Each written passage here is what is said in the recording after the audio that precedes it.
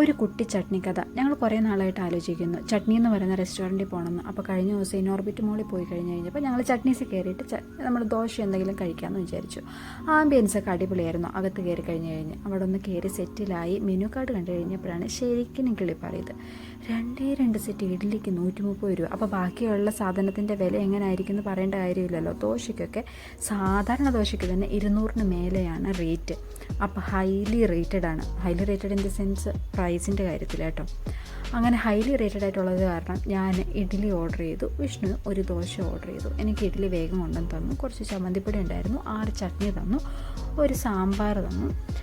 പിന്നെ ചട്നീസ് എന്ന പേര് കേട്ടപ്പോൾ തന്നെ അറിയാമല്ലോ നമുക്ക് അവിടെ ചട്നീസ് ആയിരിക്കും സ്പെഷ്യലായിട്ട് ഉള്ളത്.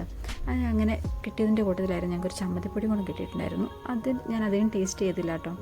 ഇപ്പം ഞാൻ കഴിച്ചുകൊണ്ടിരിക്കുന്നത് ഈ കോക്കനട്ട് ചട്നിയുടെ കൂടെയായിരുന്നു. അത് നല്ല ടേസ്റ്റ് ഉണ്ടായിരുന്നു. ഈ സാധനം എന്തോ പുളിയിഞ്ചി പോലത്തെ ഒരു മധുരമുള്ള ചട്നിയായിരുന്നു. വലിയ ടേസ്റ്റിലായിരുന്നു, കുഴപ്പമില്ലായിരുന്നു.